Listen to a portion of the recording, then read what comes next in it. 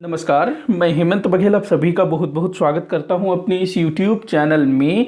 भारत के इतिहास से संबंधित महत्वपूर्ण प्रश्नों पर हम लोग डिस्कस कर रहे थे, जिसके अंतर्गत मैं रोज 10 क्वेश्चन लेता हूं और हर एक क्वेश्चन को डिटेल में एक्सप्लेन करके बताता हूं। तो आप लोग वीडियो को आखिर तक जरूर देखिएगा और आपसे जितने भी क्वेश्चन सॉल्व हुए हों मुझे कमेंट करके जरूर बताइएगा। तो चलिए हम लोग वीडियो को स्टार्ट करते हैं।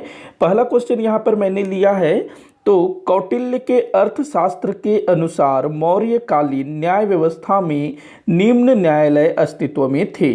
तो देखिए, कौटिल्य जिनको कि चाणक्य भी बोला जाता है, विष्णुगुप्त भी बोला जाता है, जिन्होंने अर्थशास्त्र नामक ग्रंथ की रचना की थी। ये जो अर्थशास्त्र है, ये अर्थशास्त्र मतलब हम लोग क्या समझते हैं, रुपया पैसा वाला मामला होता है ना अर्थशास्त्र। लेकिन ये जो अर्थशास्त्र है ये राजनीति पर लिखा गया ग्रंथ है। राजनीति, प्रशासन, इन सब चीजों पर लिखा गया ग्रंथ था। किसने लिखा था? तो कौटिल्य ने लिखा था। ये भी काफी बार पूछा गया है कि अर्थशास्त्र किसकी रचना है। ये जो कौटिल्य है चंद्रगुप्त मौर्य के गुरु थे, और कौटिल्य और चंद्रगुप्त मौर्य दोनों मिलकर के नंद वंश का उन्मूलन करते हैं और भारत में मौर्य साम्राज्य की स्थापना करते हैं। तो जो चंद्रगुप्त मौर्य था वो मौर्य वंश का संस्थापक और बाद में फिर मौर्य वंश का शासक बना, और जो चाणक्य अर्थात कौटिल्य वो मौर्य साम्राज्य का प्रधानमंत्री बनता है। तो चाणक्य अर्थात कौटिल्य उसने अर्थशास्त्र में जो मौर्यों की जो प्रशासन थी उसको लिखा है कि किस तरह का प्रशासन होना चाहिए, किस तरह की न्याय व्यवस्था होनी चाहिए। तो इसने जो है कौटिल्य ने अर्थशास्त्र में न्याय व्यवस्था का भी उल्लेख किया है। तो अर्थशास्त्र के अनुसार मौर्यकालीन न्याय व्यवस्था में निम्न न्यायालय अस्तित्व में थे। तो कौन कौन से न्यायालय अस्तित्व में थे ये आप लोगों को बताना है। तो देखिए, जो धर्मस्थीय है ये एक न्यायालय था जो कि दीवानी मामलों का न्यायालय होता था। धम्म महापात्र ना, ये अकबर के समय, अकबर नहीं, अशोक के समय में एक पद होता था, धम्म महापात्र। अशोक जो कि चंद्रगुप्त मौर्य का पोता था ना, चंद्रगुप्त मौर्य का बेटा हुआ बिंदुसार, बिंदुसार का बेटा हुआ अशोक, अशोक जिसने बौद्ध धर्म को अपना लिया था, तो उसके समय से संबंधित है धम्म महापात्र। तो एक तो धर्मस्थीय हो गया, दूसरा कंटक शोधन, ये फौजदारी टाइप का न्यायालय होता था। देखो, न्याय व्यवस्था में दो चीजें होती है, एक दीवानी, दूसरा फौजदारी, आज भी। उसके बाद ये जो रज्जुक है ना, ये भी एक प्रकार का न्यायाधीश होता था, न्याय विभाग से संबंधित होता था, जनपद स्तर का न्यायाधीश होता था रज्जुक, जनपद स्तर का। तो ये तीन चीजें न्याय व्यवस्था से जुड़ी हुई है। लेकिन इनमें से जो रज्जुक है ना, इसका उल्लेख अर्थशास्त्र में कहीं भी नहीं मिलता है। रज्जुक जो कि जनपद स्तर का न्यायाधीश हुआ करता था, इसका उल्लेख हमको कहां से मिलता है? जो अशोक था ना, सम्राट अशोक, चंद्रगुप्त मौर्य का पोता, तो सम्राट अशोक के सुवर्णगिरी अभिलेख से रज्जुक नामक अधिकारी का उल्लेख मिलता है। सुवर्णगिरी जो कि दक्षिण में है, कर्नाटक में। तो सुवर्णगिरी से जो अभिलेख प्राप्त हुआ है वहां पर रज्जुक नामक जनपदीय न्यायाधीश के विषय में जानकारी मिलती है। तो ये तो आपका किससे संबंधित है? अशोक के अभिलेख से। इसका जो है अर्थशास्त्र में कोई भी उल्लेख नहीं मिलता है। लेकिन जो धर्मस्थीय और कंटक शोधन, इन दोनों का उल्लेख हमको अर्थशास्त्र में देखने को मिलता है। तो आपका आंसर क्या हो जाएगा? 1 और 3। 1 और 3 कहां पर है? ब, ये आपका आंसर हो जाएगा। थोड़ा सा हम जो है इन दोनों न्यायालयों के विषय में जान लेते हैं। तो देखिए, जो धर्मस्थीय न्यायालय है ये दीवानी न्यायालय होता था, दीवानी न्यायालय, धर्मस्थीय न्यायालय। इसमें 3 न्यायाधीश होते थे, 3 टोटल 6 न्यायाधीश होते थे।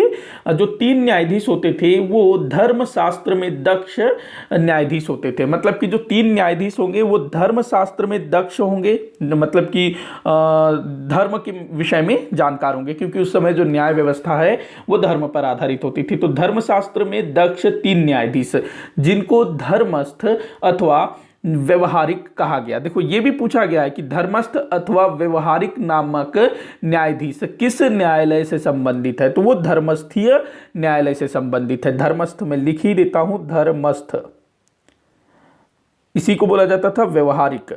व्यवहारिक ये जो है धर्मस्थ अथवा व्यवहारिक नामक न्यायाधीश, ये धर्मस्थीय न्यायालय से संबंधित था। तो जो न्यायाधीश होते थे वो 3 होते थे प्लस 3 अमात्य। अमात्य किसको बोला जाता था उस समय? मंत्री, जो मौर्य प्रशासन में जो मंत्री हुआ करते थे वो। तो 3 अमात्य और 3 न्यायाधीश, ये लोग मिलकर के न्याय करते थे। कहां पर? धर्मस्थीय न्यायालय में। उसके बाद बात करते हैं कंटक शोधन न्यायालय में। देखो जो कंटक शोधन है ये फौजदारी मामलों की सुनवाई करता था। तो इसमें 3 प्रदिष्टि और 3 अमात्य होते थे। 3 प्रदिष्टि, यहां पर प्रदिष्टि, तो यहां का जो न्यायाधीश होंगे 3 प्रदिष्टि प्लस 3 अमात्य। अमात्य दोनों में होंगे, ध्यान रखेंगे, अमात्य जो है दोनों में होंगे 3-3। बस धर्मस्थीय न्यायालय में जो न्यायाधीश होगा वो धर्मशास्त्र में दक्ष, जिसको कि धर्मस्थ अथवा व्यवहारिक कहा जाएगा, वही कंटक शोधन में 3 प्रदिष्टि होंगे। तो इस चीज को आप लोग ध्यान में रखिएगा। तो ये काफी पूछा जाता है, आप लोग ध्यान रखना। अच्छा, मौर्य काल में ना जो चोरी, डकैती, लूट, इस तरह की जो घटनाएं घटित होती थी उसको साहस बोला जाता था। चोरी, डकैती, लूटपाट, इसको साहस बोलते थे। और ये जो मामला है इसकी सुनवाई होती थी धर्मस्थीय न्यायालय में, अर्थात दीवानी मामलों के न्यायालय में। तो ध्यान रखेंगे, देखो दीवानी में ना रुपया पैसे वाले मामले सुने जाते हैं, जहां पर रुपया पैसा का गबन हो गया, किसी को धोखा दे दी, उस टाइप के मामले जो है दीवानी अदालतों में सुनी जाती है। बाकी मारपीट, लड़ाई झगड़ा, खून खराबा, ये वाले जो मामले हैं फौजदारी न्यायालय में सुने जाते हैं। आज भी यही चीजें ध्यान में रखेंगे। तो आपका जो आंसर बता दिया मैंने 1 और 3, ध्यान रखेंगे बाकी चीजों को भी। अगला क्वेश्चन देखते हैं, मध्यकालीन भारत से संबंधित है। बहमनी साम्राज्य की प्रथम राजधानी कौन सी थी? तो बहमनी साम्राज्य जिसकी स्थापना हुई थी 1347 ईस्वी में। कब हुई थी? 1347 ईस्वी में बहमनी साम्राज्य की स्थापना। इस समय दिल्ली सल्तनत का सुल्तान कौन था? तुगलक वंश का शासक मोहम्मद बिन तुगलक। तो बहमनी साम्राज्य की स्थापना किसने की थी? तो हम लोग पढ़ते हैं कि अलाउद्दीन बहमन शाह ने की थी। तो प्रथम राजधानी कौन सी थी? तो देखिए पहली राजधानी हुई दौलताबाद। देखिए 1347 में ना दक्कन में जो मुस्लिम सरदार होते हैं वो लोग जो हैं मोहम्मद बिन तुगलक से के विरुद्ध विद्रोह कर देते हैं, क्योंकि जो मोहम्मद बिन तुगलक था उसकी जो योजनाएं थी उसके कारण ना उसके पूरे साम्राज्य में बहुत ज्यादा विद्रोह हुआ, और उनमें से अकेले दक्षिण भारत में बहुत सारे विद्रोह हुए। तो 1347 के आसपास में दक्कन में जो मुस्लिम सरदार पोस्टेड थे, जो गए हुए थे, तो वो लोग जो है मोहम्मद बिन तुगलक के विरुद्ध विद्रोह कर देते हैं, दौलताबाद पर अधिकार कर लेते हैं। और एक बूढ़ा व्यक्ति, मतलब बूढ़ा सरदार इस्माइल अफगान, उसको जो है अपना शासक बना देते हैं कि भाई आज से तू हमारा राजा है, इस टाइप से। और उसको जो है बिल्कुल गद्दी वद्दी में बिठा दिया जाता है दौलताबाद में। लेकिन ये जो था ना इस्माइल अफगान जिसको कि नासिरुद्दीन शाह के नाम से गद्दी पर बैठाया गया था, नासिरुद्दीन शाह, ये उतना योग्य नहीं होता है, अयोग्य होता है, विलासिता प्रिय होता है। तो बहुत ही जल्दी दक्कन के जो सरदार है वो लोग पक जाते हैं कि ये तो भाई मोहम्मद बिन तुगलक से भी बेकार आदमी है, हम लोग उसी के खिलाफ विद्रोह करके यहाँ पर अपनी सत्ता स्थापित कर रहे हैं और इसको बिठा रहे हैं। तो बहुत ही जल्दी एक व्यक्ति जिसका नाम था हसन, क्या नाम था? हसन, जिसका उपाधि था जफर खां, नाम था हसन, उपाधि जफर खां। तो ये बड़ा योग्य व्यक्ति था। तो जो दक्कन के सरदार थे उन लोगों ने नासिरुद्दीन शाह, जिसको उन्होंने दौलताबाद का शासक बना दिया था, उसको हटाया और हसन को वहां का शासक बना देते हैं, दौलताबाद का शासक बना देते हैं हसन को। और इसका नाम होता है अबुल मुजफ्फर अलाउद्दीन बहमन शाह। जब इसको गद्दी में बैठाया जाता है ना, तो कोई भी व्यक्ति गद्दी में बैठता है तो वो अलग अलग उपाधियां धारण करता है, लंबे लंबे नाम रखता है। इसका नाम तो था हसन, असल नाम क्या था? हसन, उपाधि थी जफर खां की। तो जब ये गद्दी पर बैठता है तो अबुल मुजफ्फर अलाउद्दीन बहमन शाह के नाम से ये गद्दी पर बैठता है। ध्यान रखेंगे, अबुल मुजफ्फर अलाउद्दीन बहमन शाह, इस नाम से ये जो है गद्दी पर बैठता है। और इसी के द्वारा बहमनी साम्राज्य की नींव रखी गई थी। इसके नाम में जो बहमन शाह है ना, वही बहमन से बहमनी निकला। तो इसने शुरुआत में दौलताबाद को अपनी राजधानी बनाई, शुरुआत में कुछ ही समय, थोड़ी समय के लिए, लेकिन बहुत ही जल्दी ये जो है अपनी राजधानी बनाता है। किसको? गुलबर्गा को। ये गुलबर्गा है, आ की मात्रा लगेगा, गुलबर्गा को। और गुलबर्गा का नाम रखता है अहसनाबाद, अहसनाबाद, ध्यान रखेंगे।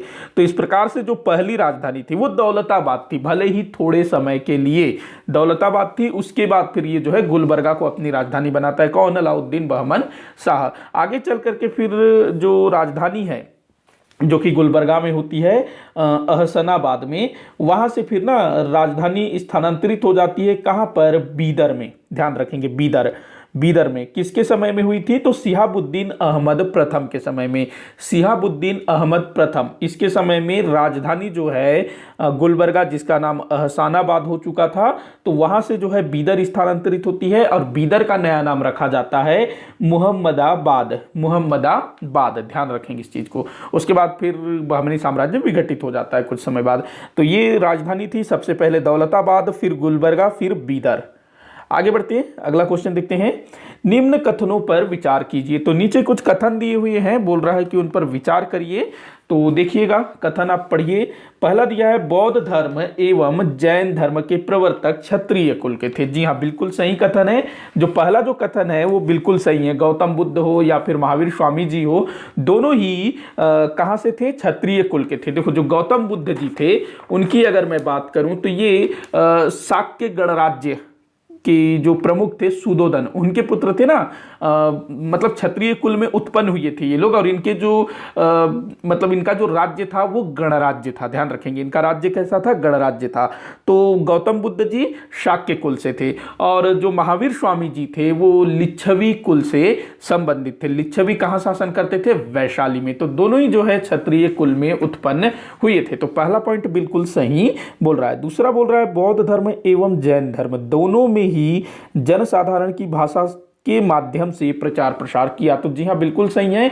दोनों जो है जनसाधारण की भाषा का प्रयोग करते हैं। जैसे कि गौतम बुद्ध, इन्होंने प्राकृत भाषा का प्रयोग पाली भाषा का प्रयोग किया। गौतम बुद्ध ने पाली भाषा का प्रयोग किया अपने विचारों को, अपने सिद्धांतों को लोगों तक पहुंचाने के लिए। वही महावीर स्वामी जी ने प्राकृत भाषा का प्रयोग किया। ये दोनों जो है ना, पाली प्राकृत, दोनों साधारण जनता की भाषा हुआ करती थी। तो दूसरा भी सही है। अगला दिया है, बौद्ध धर्म एवं जैन धर्म दोनों ही नारियों के निर्माण के पक्ष में थे। जी हाँ, ये कथन भी बिल्कुल सही है। नहीं तो पहले क्या होता था, जो ब्राह्मण धर्म है वो कई सारे लोगों को जो है ना, जैसे कि शूद्रों को, स्त्रियों को निर्वाण प्राप्त करने का, मोक्ष प्राप्त करने का हक नहीं मानते थे। यहाँ मोक्ष होना चाहिए था क्या, मेरे ख्याल से, हाँ मोक्ष। तो नारियों को भी जो है हर प्रकार के अधिकार देता है दोनों ही धर्म। ध्यान रखेंगे। इसके अलावा बौद्ध धर्म और जैन धर्म में और भी कई सारी समानताएं थी। देखो, ये समानताएं हैं ना, देखिए तो एक प्रकार से। तो इसके अलावा और भी कई सारी समानताएं थी। जैसे कि एक आप लोग याद रखेंगे, याद रखिएगा, दोनों ही ईश्वर की सत्ता को स्वीकार नहीं करते थे। दोनों जो है ईश्वर की सत्ता को स्वीकार नहीं करते थे। दोनों वैदिक यज्ञ कर्म कांडों में भी विश्वास नहीं करते थे और इन सब चीजों का विरोध भी किया करते थे। तो यहां पर तीनों कथन आपका सही है। तो 1 2 3 आपका उत्तर होगा, 1 2 3 ड। आगे बढ़ते हैं, अगला क्वेश्चन देखते हैं। अता अली खां किसका नाम था, अता अली खां। तो नीचे कुछ नाम दिए हुए हैं, बीरबल, तानसेन, अबुल फजल, टोडरमल। ये जो चारों हैं अकबर के नवरत्नों में सम्मिलित थे। बीरबल, जिनको अकबर ने राजा की उपाधि दे रखी थी, और बीरबल का असल नाम ना महेश दास था, ध्यान रखना। तानसेन जो कि संगीतज्ञ थे, इनका मूल नाम था रामतनु पांडे। क्या नाम था, रामतनु पांडे, जो कि ग्वालियर से थे और प्रख्यात संगीतज्ञ थे। अबुल फजल ये अकबर के मित्र थे, अकबर के सलाहकार थे, अकबर के इतिहासकार थे, बहुत कुछ थे अबुल फजल। तो ये नाम भी आप लोग ध्यान रखेंगे, जो कि नवरत्नों में शुमार थे। टोडरमल, जो कि अकबर के राजस्व विभाग का देखरेख करते थे, अकबर के समय में दीवान या फिर प्रधानमंत्री के पोस्ट पर थे। तो किसका नाम अता अली खां था। तो देखिए, ये जो अता अली खां है ना, ये तानसेन का दूसरा नाम था जो कि इसको दिया गया था। तानसेन, जिसको संगीत सम्राट की उपाधि भी दी गई थी। तानसेन को संगीत सम्राट की उपाधि, ध्यान रखना, तानसेन संगीत सम्राट की उपाधि। और इसके संबंध में, तानसेन के विषय में और दूसरी चीजें याद रखेंगे, जैसे कि इसका जो मूल निवासी स्थान है ना, वो था ग्वालियर। कहाँ के थे ये, ग्वालियर के थे। ध्रुपद गायन शैली का इन्होंने इजाद किया था, खोज किया था, ध्रुपद गायन शैली। इनके गुरु का नाम याद रखिएगा, हरिदास। हरिदास, तानसेन जी के गुरु का नाम क्या था, हरिदास। इन्होंने कई सारी रचनाएं भी लिखी है, जैसे कि मियाँ की टोढ़ी, मियाँ की ठोड़ी, मियाँ की मल्हार, मियाँ की सारंग, दरबारी कान्हड़ी। तो ये सब जो है तानसेन जी की रचनाएं हैं जो कि संगीत से संबंधित है। ऐसा कहा जाता है कि जो तानसेन थे वो ऐसे ऐसे रागों से गीत गाया करते थे जिससे दीपक जल उठता था, अचानक से गर्मी लगने लगती थी, बारिश होते थे, मोर नाचते थे, इस तरह की बातें कही जाती है। तो ध्यान रखना इस चीज़ को। तो इस विषय में इतना ही। बस आगे ध्यान रखें कि रामतनु पांडे को ही अता अली खां के नाम से भी जाना जाता था। आगे बढ़ते हैं, अगला क्वेश्चन देखते हैं। किस चोल राजा ने जल सेना का प्रारंभ किया? तो किस चोल शासक ने जल सेना का प्रारंभ किया, यह आप लोगों को बताना है। तो नीचे दिया हुआ है परांतक प्रथम, राजा राज प्रथम, राजेंद्र प्रथम, राजा राज द्वितीय। तो देखिए इनमें से जो तीसरे शासक हैं राजा राज प्रथम, राजा राज प्रथम, इसी के समय में ना जल सेना की शुरुआत होती है। वैसे तो राजा राज प्रथम और राजेंद्र चोल, एक मिनट, राजा राज प्रथम और राजेंद्र प्रथम, हाँ इन दोनों के बीच ये जो है ना राजेंद्र और राजा राम प्रथम, इन राजा राज प्रथम, इन दोनों के समय में ना जो चोलों की जो जल सेना थी वो चरमोत्कर्ष पर थी। लेकिन शुरुआत किसने किया था? राजा राज प्रथम ने। ध्यान रखेंगे राजा राज प्रथम ने शुरुआत किया था और फिर राजेंद्र चोल के टाइम पर फिर ये बहुत ज़्यादा विकसित हो जाता है, चरमोत्कर्ष पर पहुंच जाता है। शुरुआत की थी राजा राज प्रथम ने। जो बंगाल की खाड़ी थी उसको इन शासकों के समय में, राजा राज प्रथम, राजेंद्र चोल, इनके समय में चोलों की झील कहा जाता था बंगाल की खाड़ी को। और इन्होंने ना बहुत सारे दक्षिण पश्चिमी द्वीपों पर अधिकार किया था। जो मलेशिया तरफ जो द्वीप है ना, इंडोनेशिया मलेशिया तरफ, तो उस तरफ के काफी सारे द्वीपों पर इन्होंने अधिकार कर रखा था। तो ध्यान रखना इस चीज को। तो राजा राज प्रथम जल सेना का शुरुआत किया। अच्छा, एक प्रश्न पूछा जाता है कि किस सातवाहन शासक के सिक्कों पर जलपोत का चित्र मिलता है? काफी बार ये पूछा गया है। तो यज्ञश्री सातकर्णी, याद रखेंगे, यज्ञश्री सातकर्णी के सिक्कों पर जलपोत का चित्र उत्कीर्ण हुआ है। ये जो यज्ञश्री सातकर्णी है सातवाहन वंश का 27वां शासक था। तो इसके सिक्कों में जहाज के चित्र मिले हैं। बाकी राजा राज प्रथम इसके समय में जल सेना की शुरुआत होती है। आगे अगला क्वेश्चन है सुमेलित करने वाला, देख लेते हैं। पहला दिया है सांची। अच्छा, ये ना जो बौद्ध धर्म से संबंधित जो स्तूप हैं वो दिए हुए हैं एक तरफ, और दूसरी तरफ जो है वो किस स्थान पर है वो आपको बताना है। तो देखिए मिला लेते हैं। सांची, सांची की अगर मैं बात करूं तो इसको अधिकतर लोग जानते होंगे। सांची कहां पर है? ये आपके रायसेन जिला, मध्य प्रदेश में है ना रायसेन, तो वहां पर है सांची। दूसरा दिया है भरहुत, भरहुत कहां पर है? सतना में है, भरहुत सतना में है। सतना भी कहां पर है? मध्य प्रदेश में। उसके बाद अमरावती, ये गुंटूर में है। सारनाथ वाराणसी में है। तो क्या क्रम हो जाएगा? 1 2 4 3 आपका उत्तर होगा। 1 2 4 3, 1 2 4 3 ऑप्शन ब आपका सही उत्तर होगा। थोड़ा सा हम लोग जो है इन स्तूपों के विषय में जान लेते हैं। देखिए जो स्तूप है ना उसका संबंध बौद्ध धर्म से होता है, और स्तूप का जो शाब्दिक अर्थ होता है मिट्टी का ढेर। स्तूप किस तरह का होता है? कुछ ऐसा होता है ना, अर्धचंद्राकार ऐसा होता है स्तूप। तो इसी को, इसका जो शाब्दिक अर्थ है वो अर्धचंद्राकार। तो ध्यान रखेंगे। तो बात कर लेते हैं इन स्तूपों के विषय में। तो जो सांची का स्तूप है कहाँ पर है? सांची का स्तूप मध्य प्रदेश के रायसेन जिले में। ये ना विदिशा और भोपाल के बीच में स्थित है रायसेन जिला। तो यहाँ पर है सांची का स्तूप। इस स्तूप का निर्माण किसने करवाया था? तो अशोक ने करवाया था। ध्यान रखेंगे, बहुत ज्यादा इंपॉर्टेंट, बार बार पूछा गया है कि किसने सांची के स्तूप का निर्माण करवाया।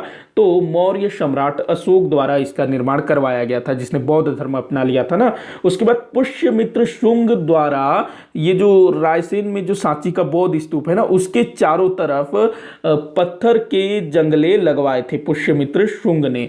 देखिए जंगला मतलब क्या होता है? जो रेलिंग होता है ना, जैसे आपके छत में या फिर बालकनी में जो रेलिंग होता है तो वैसा ही कुछ होता है, उसी को जंगला बोला जाता है। तो ये जो है जो सांची के स्तूप में पुष्यमित्र शुंग ने जंगलों का निर्माण करवाया था। उसके बाद भरहुत की बात करते हैं। भरहुत जो कि सतना जिले में है। भरहुत सतना भी कहाँ पर है? मध्य प्रदेश में।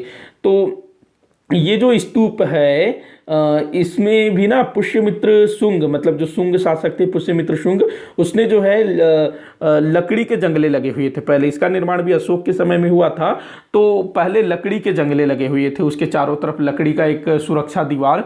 तो पुष्यमित्र शुंग ने उसके स्थान पर पत्थर के जंगले लगवाए, पत्थर लगवा दिए, क्योंकि जो लकड़ी सड़ जाता है, खराब हो जाता है, पत्थर क्या होगा, कुछ नहीं होगा।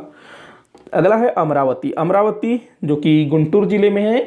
अमरावती गुंटूर आंध्र प्रदेश में कृष्णा नदी के दाहिने तट पर स्थित है। ये ध्यान रखना, संगमरमर से बना हुआ है, संगमरमर से बना हुआ स्तूप है। और इस स्तूप का प्राचीन नाम धान्य कटक था। ध्यान रखेंगे, धान्य कटक पूछा जाता है किस स्थान या किस स्तूप का पुराना नाम धान्य कटक था। तो ये जो अमरावती है उसी का पुराना नाम धान्य कटक रहा होगा। तो धान्य कटक अमरावती। अगला दिया हुआ है सारनाथ। सारनाथ भी काफ़ी इंपॉर्टेंट है, वाराणसी में स्थित है सारनाथ। इसमें जो स्तूप है उसको धमेख स्तूप बोला जाता है। क्या स्तूप? धमेख स्तूप, सारनाथ। इसको भी अशोक ने बनवाया था। सारनाथ का धमेख स्तूप जो कि वाराणसी में है, वाराणसी के निकट है सारनाथ, तो वहाँ के स्तूप को धमेख स्तूप बोला जाता है, जिसका निर्माण अशोक द्वारा करवाया गया था। ये जो स्तूप है ईंटों से बनाया गया था और केवल धरातल पर बनाया गया था, जबकि बाकी में ना ऐसा चबूतरा होता था, उसके ऊपर फिर बनता था, जबकि ये सीधे धरातल पर बनाया गया है, इसमें चबूतरा नहीं है। ध्यान रखेंगे, बाकी ऐसे चबूतरों के ऊपर बनते थे। तो ये आप लोग ध्यान में रखिएगा इन स्तूपों के विषय में। आगे बढ़ते हैं, अगला क्वेश्चन देखते हैं, 7वां क्वेश्चन, निम्न कथनों पर विचार कीजिए। तो दिया हुआ है मेगास्थनीज ने भारत की आकृति को अनियमित समचतुर्भुज बताया है। तो जी हाँ, ये बिल्कुल सही कथन है। जो मेगास्थनीज था जिसने चंद्रगुप्त मौर्य के समय में भारत की यात्रा की थी, ये एक यूनानी राजदूत था ना, जो सिकंदर का थल सेनापति था, सेल्यूकस निकेटर। तो जो सेल्यूकस निकेटर है वो सिकंदर की मृत्यु के बाद उसके कुछ क्षेत्रों पर अधिकार कर लेता है, मध्य एशिया वाले क्षेत्रों पर, और 305 ईस्वी में भारत पर आक्रमण कर देता है। लेकिन उस समय के भारत के शासक चंद्रगुप्त मौर्य, जिसने कि सेल्यूकस के आक्रमण को पूरी तरह से विफल कर दिया, सेल्यूकस को बुरी तरह से परास्त कर दिया, तो सेल्यूकस निकेटर क्या करता है, अपनी बेटी हेलेना का विवाह चंद्रगुप्त मौर्य से करता है। साथ ही साथ मेगास्थनीज नामक एक दूत चंद्रगुप्त मौर्य के दरबार में अर्थात पाटलिपुत्र में भेजता है। तो जो मेगास्थनीज था उसने यहाँ पर रह करके अपना यात्रा विवरण लिखा, जिसको हम लोग इंडिका के नाम से जानते हैं। तो उसी इंडिका में भारत की आकृति को अनियमित समचतुर्भुज बोला गया है। मतलब कि ऐसा चतुर्भुज है लेकिन अनियमित है, मतलब किधर किधर ज्यादा होगा, ऐसे आड़ा टेढ़ा कुछ इस टाइप से होगा ना, जैसे कि ऐसे टाइप से भी होगा कुछ ऐसा, तो ये भी देखिए तो चतुर्भुज होगा ना, तो अनियमित समचतुर्भुज बताया है। तो ये बिल्कुल सही कथन है पहला वाला। अगला देखते हैं, फाहियान थल मार्ग से आया था और जल मार्ग से गया। तो देखो जो फाहियान था जो कि चंद्रगुप्त द्वितीय विक्रमादित्य के समय में आया था 399 ईस्वी में, सॉरी माफी चाहूंगा, थोड़ा सा मैं जुबान फिसल रहा था। तो ये चंद्रगुप्त द्वितीय विक्रमादित्य के समय में 399 ईस्वी में, और ये जो मेगास्थनीज है वो चंद्रगुप्त मौर्य के समय में आया था 305 ईसा पूर्व। ये ईसा पूर्व 305 ईसा पूर्व में मेगास्थनीज आया था, और 399 ईस्वी में कौन आया था, फाहियान आया था, जिस समय भारत में चंद्रगुप्त द्वितीय विक्रमादित्य का शासन था, जो कि गुप्त वंश का शासक था। ये 399 में ये भारत पहुंचता है, भारत की यात्रा इसने शुरू की थी। तो ये जो है थल मार्ग से भारत आता है, जमीन के रास्ते, और वापस जाते समय ये जो है बंगाल में एक बंदरगाह हुआ करता था ताम्रलिप्ति, वहां से जो है वो श्रीलंका जाता है, और श्रीलंका से फिर वो जल मार्ग से चीन वापस चला जाता है। तो वो जो है बंगाल से ताम्रलिप्ति बंदरगाह से श्रीलंका जल मार्ग से गया था, ध्यान रखेंगे, पानी के रास्ते से गया था, बंगाल की खाड़ी होते हुए श्रीलंका में घूमता है, उसके बाद फिर जल मार्ग के रास्ते वापस चीन चला जाता है। तो ये सही है। अगला दिया है, वेनसोंग ने हर्ष और पुलकेशिन द्वितीय के युद्ध का वर्णन किया है। जी हाँ, बिल्कुल सही है। जो वेनसोंग था ये भी चीनी यात्री था, और ये जो है वर्धन वंश के शासक हर्षवर्धन के काल में भारत की यात्रा पर आया था। हर्षवर्धन जिसने कि संपूर्ण उत्तर भारत पर विजय प्राप्त कर लिया था, उसके बाद वो जो है दक्षिण भारत को जीतने के उद्देश्य से दक्षिण की ओर अपना प्रसार करना चाह रहा होता है और आक्रमण कर देता है, जहां नर्मदा नदी के तट पर चालुक्य वंश के शासक पुलकेशिन द्वितीय उसने जो है इसको परास्त कर दिया। ध्यान रखें, बुरी तरह से हरा दिया था पुलकेशिन द्वितीय ने। और इस बात का उल्लेख हमको कहां से मिलता है? एक तो वेनसोंग की रचना, क्या थी वेनसोंग की रचना? सीयू की। दूसरे पुलकेशिन द्वितीय के अभिलेख, एहोल अभिलेख से भी इस विषय में जानकारी मिलती है। तो ये कथन भी बिल्कुल सही है। अच्छा, जो वेनसोंग था ये थल मार्ग से आया और वापस थल मार्ग से ही गया। तो ये चीज भी ना पूछा जाता है, फाहियान किस रास्ते आया, किस रास्ते गया? तो फाहियान थल मार्ग से आया और जल मार्ग से गया, जबकि वेनसोंग जो है जमीन के रास्ते से ही आया और जमीन के रास्ते से ही वापस चला गया। तो तीनों कथन यहां पर सही है, आपका द जो है सही उत्तर होगा। अगला क्वेश्चन देखते हैं, निम्न में से कौन से संस्कार गर्भावस्था से संबंधित हैं? तो देखो, हमारे भारत में ना प्राचीन समय में एक मनुष्य को 16 प्रकार के संस्कारों का पालन करना होता था। और ये जो संस्कार हैं व्यक्ति के जन्म लेने के बाद से नहीं, व्यक्ति जब अपनी माता के गर्भ में होता था तब से ये संस्कार शुरू हो जाते थे। और अंतिम संस्कार कौन सा होता था? 16वां नंबर का संस्कार। तो जब व्यक्ति की मृत्यु होती थी ना, तो जो अंतिम संस्कार होता था, जो क्रियाकर्म वाला, वही 16वां संस्कार होता था। तो आपको बताना है कि कौन से संस्कार गर्भावस्था से संबंधित थे। तो देखो, जो गर्भाधान है, पुंसवन है, सीमांतोनयन है, ये सब जो हैं गर्भावस्था से संबंधित थे। ये तीनों गर्भावस्था में होते थे, 3 संस्कार। उसके बाद जो चौथा संस्करण है वो होता था जातकर्म। देखो, इन चारों में से ना अगर इनका क्रम मैं बताऊं तो सबसे पहले गर्भाधान ये संस्कार होगा, दूसरे नंबर में पुंसवन, तीसरे नंबर में सीमांतोनयन। सीमांतोनयन ये तीनों जो है जब बच्चा गर्भ में रहेगा तभी ये तीनों संस्कार होते थे। उसके बाद जैसे ही बच्चे का जन्म होता है तो जात कर्म होता है। बच्चे के जन्म के बाद क्या होता है? जात कर्म। तो ये जो है बच्चे का जन्म के बाद होता है। तो ये 3 आपके सही उत्तर होंगे, 1 2 3। ये आपका अ जो है सही उत्तर होगा। अच्छा, मैं 16 संस्कार आपको बता देता हूं। तो ये 4 संस्कार हो गए। इसके बाद जो 5वां संस्कार होता है वो होता है नामकरण, जिसमें बच्चे का नाम रखा जाता है। 6वां संस्करण होता है निष्कर्मण। निष्कर्मण जब बच्चे को पहली बार घर से बाहर निकाला जाता है। अभी भी ना कई सारे घरों मतलब कई सारे परिवारों में ये होता है कि जो छोटा बच्चा होता है उसको घर से बाहर नहीं निकाला जाता है, चाहे पोलियो का टीका लगाना हो या कुछ भी हो, उसके लिए भी लोग जो है बाहर नहीं निकालते, जबकि ये जो है सही नहीं है। उस समय चलो पहले के लोग नहीं जानते थे और उस समय उतनी बीमारियां भी नहीं थी, लेकिन अभी तो बच्चा जैसे ही जन्म ले लेता है या फिर कहीं गर्भ में होता है तब से जो है उसको मतलब कि दुनिया भर की बीमारी का डर होता है और गर्भावस्था से ही उसको टीके लगने शुरू हो चुके होते हैं। तो जो निष्कर्मण है एक निश्चित समय होता था, उस समय में बच्चे को बाहर निकाला जाता था, 1 महीना 2 महीना इस टाइप से होने के बाद। तो निष्कर्मण ये 6वां। उसके बाद 7वां होता है अन्नप्राशन। अन्नप्राशन इसमें क्या होता था? बच्चे को पहली बार भोजन कराया जाता था, कुछ भी खाना खिलाया जाता था, अन्नप्राशन, खीर वगैरह बना करके, ये 7वां। उसके बाद 8वां होता था चूड़ाकरण। 8वां चूड़ाकरण। 9वां होता था कर्णभेद। 9वां क्या होता था? कर्ण भेद। इसमें क्या होता था? कान में जो है ना छेदा किया जाता था, जिसमें वो ईयर रिंग पहन सके, जैसे लड़कियां पहनती है ना ईयर रिंग, तो पहले जो है सब पहनते थे, स्त्री पुरुष सब। तो बच्चा थोड़ा बड़ा हो जाता था, तो 9वां संस्करण कर्ण भेद। इसके बाद होता था 10वां संस्करण विद्यारंभ। बच्चे को जो है पढ़ना लिखाना सिखाया जाता था, तो उसका भी जो है बिल्कुल एक कायदा होता था, मतलब एक मतलब संस्कार होता था। उससे पहले बच्चे को पढ़ाया लिखाया नहीं जाता था, जबकि आज के समय में बच्चा जैसे ही थोड़ा थोड़ा बोलना शुरू करता है ना, मम्मी पापा तुतला तुतला करके, वैसे ही बच्चे को A for Apple, B for bat ये सिखाना शुरू कर देते हैं। हालांकि ये अच्छी बात है, लेकिन पहले जो है एक निश्चित टाइम के बाद बच्चे का जो है विद्या आरंभ होता था। तो दोनों ही देखें तो अच्छी बात है। पहले क्या होता था, बच्चा जो अपना चाइल्डहुड है उसको अच्छे से एंजॉय करता रहा होगा, लेकिन आज के समय में तो जब बच्चा जैसे ही बोलना शुरू कर दिया, हम लोग सिखाना शुरू कर देते हैं और 2.5-3 साल की उम्र में स्कूल में डाल देते हैं। तो 10वां संस्कार विद्यारंभ। इसके बाद 11वां संस्कार होता था उपनयन। उपनयन संस्कार जो काफी इंपॉर्टेंट माना जाता था। उसके बाद वेदारंभ। 12वां संस्कार वेदारंभ, वेदों की शिक्षा, वेदारंभ। उसके बाद केशांत। 13वां संस्कार। इसमें क्या होता था? केशों का त्याग करना। देखो, जब वो गुरुकुल चला जाता था, वेद वगैरह सब कुछ पढ़ लेता, विद्या खत्म हो जाती, तो वो जो है अपना केस वगैरह मतलब वो पूरा अपना मुंडन करा लेता था, तो वो केशांत होता था। हालांकि पीछे चुटिया बचाते थे। उसके बाद 14वां नंबर है समावर्तन। समावर्तन 15वां है विवाह, विवाह जब वो करता था, और 16वां है अंत्येष्टि मतलब अंतिम संस्कार।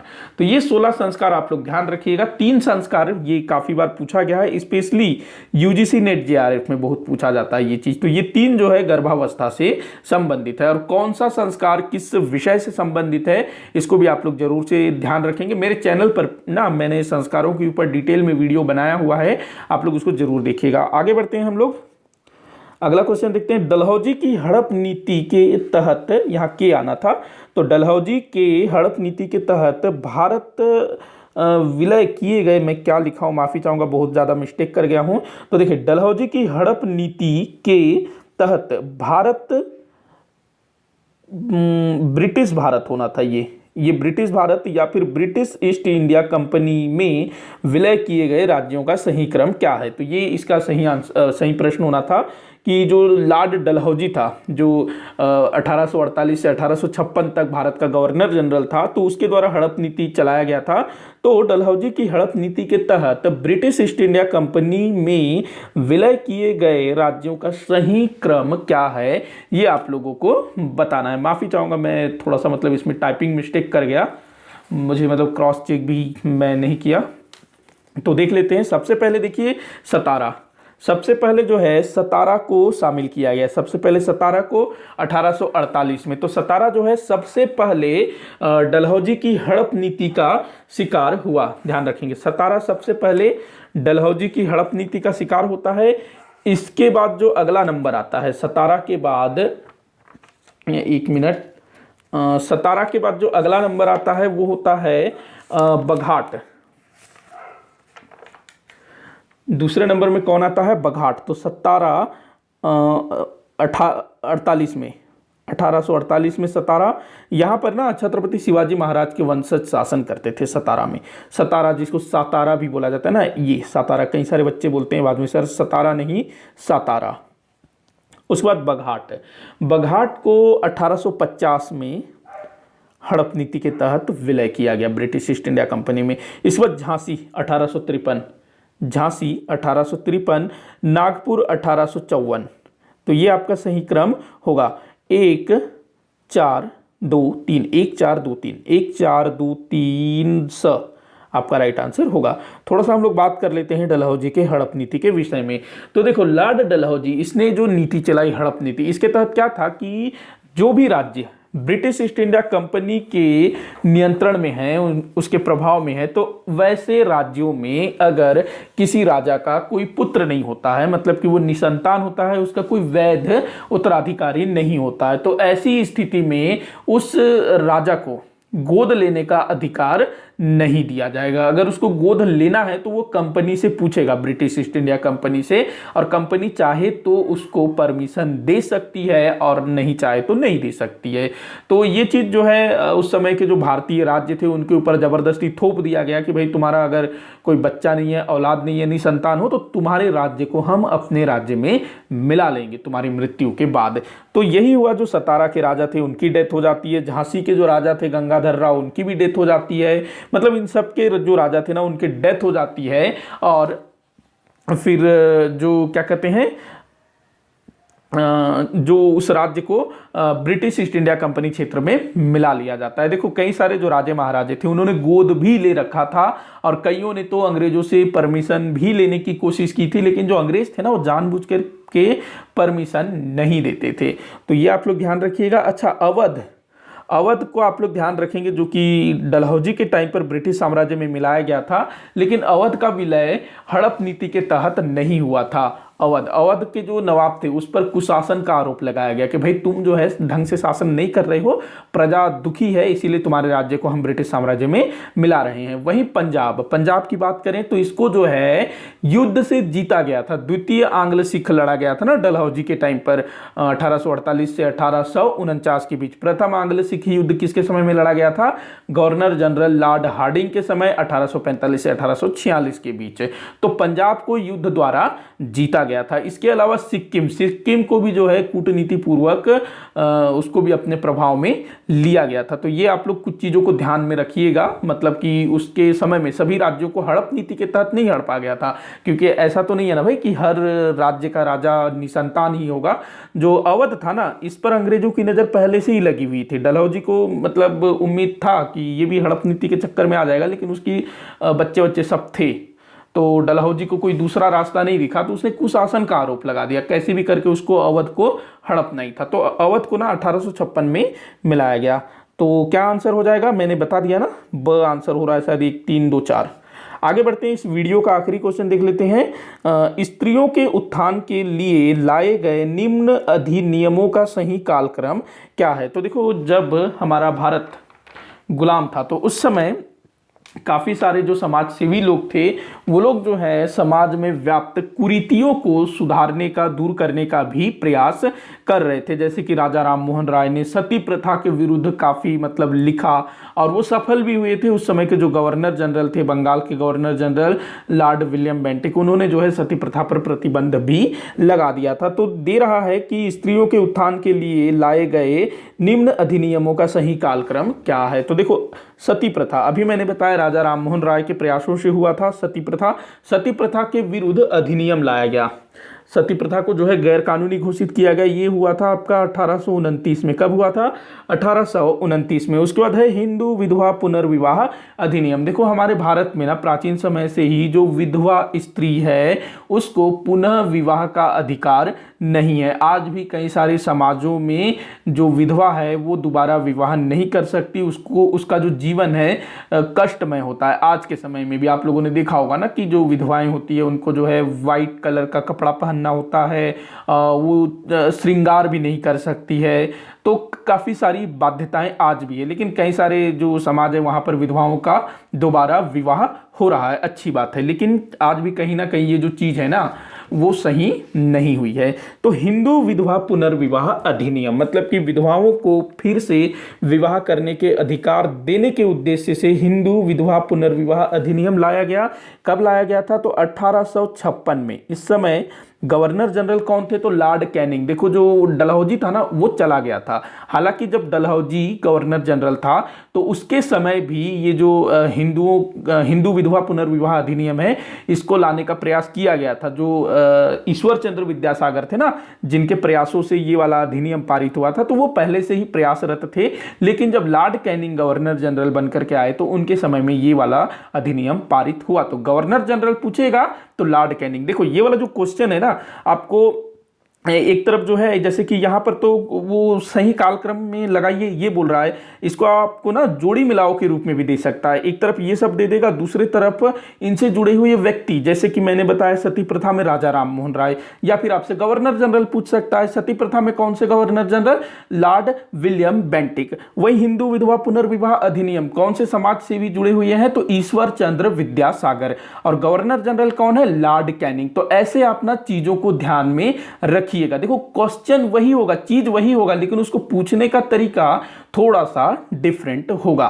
चीज वही होगा, बस ध्यान रखिएगा आप लोग। तो ये 1856 में। उसके बाद देसी बाल विवाह अधिनियम। देसी बाल विवाह अधिनियम ये क्या था? तो देखो, क्या था कि पहले हमारे भारत में ना कम उम्र की बच्चियों का विवाह कर दिया जाता था, छोटी छोटी बच्चियों का विवाह कर दिया जाता था। और उससे फिर सोचिए, मतलब 8 साल 10 साल 12 साल के बच्चियों का विवाह हो जाएगा, जब मतलब कि वो परिपक्व भी नहीं हुए होते थे। तो इसके विरुद्ध जिस व्यक्ति ने काम किया, केशव चंद्र सेन, ध्यान रखेंगे, केशव चंद्र सेन का नाम याद रखेंगे। और 1872 में ये अधिनियम आया था, 1872 में।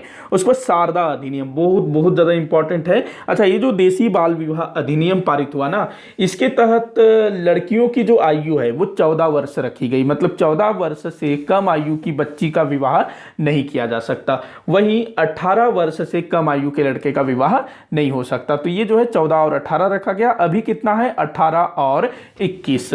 अगला है शारदा अधिनियम। शारदा अधिनियम ये भी जो है विवाह से जुड़ा हुआ है। शारदा अधिनियम विवाह के आयु से, ये 1930 में आया था। इस समय गवर्नर जनरल कौन थे? लॉर्ड इरविन थे 1930 में। तो इसमें जो है विवाह की आयु 14 से 18 रखा गया था। तो क्या पूछ रहा है, सही कालक्रम क्या है? तो सही कालक्रम देख लीजिए, 1 2 3 4 ये आपका जो है सही कालक्रम हो जाएगा। तो ये सारा चीज़ आप लोग ध्यान में रखिएगा। वैसे तो मेरे चैनल पर अभी ये सारे टॉपिक्स मैंने कवर नहीं करवाए हैं, लेकिन बहुत जल्दी ये सब चीज़ मैं डिटेल में आप लोगों को बताऊंगा। अभी हम लोग जो है लॉर्ड डलहौजी तक पढ़ लिए हैं ना, अभी कुछ ही दिनों में उसके आगे वाला वीडियो आएगा। जैसे कि 1857 से पहले के जो विद्रोह हुए थे वो एक पढ़ना बाकी है, उसके बाद फिर 1857 की क्रांति पढ़ेंगे हम लोग। तो बहुत जल्दी वीडियोस कंटिन्यू होंगे, आप लोग मेरे चैनल के साथ जुड़े रहिएगा। और आज का वीडियो आप लोगों को कैसा लगा कमेंट करके जरूर बताइएगा, और आपसे जितने भी क्वेश्चन सॉल्व हुए ये भी जरूर बताइएगा। इसके अलावा किसी भी क्वेश्चन में कोई भी डाउट हो या फिर मेरे द्वारा जो भी जानकारी दी गई उसमें अगर आप लोगों को थोड़ा सा भी डाउट लगता है तो आप लोग मुझे कमेंट बॉक्स में जरूर लिखिएगा, मैं उसको जवाब देने की कोशिश करूंगा। वीडियो को जितना हो सके आप लोग शेयर कर दिया करिएगा, वीडियो को लाइक करिए, चैनल को सब्सक्राइब करिएगा, और वीडियो को आखिर तक देखने के लिए बहुत बहुत धन्यवाद।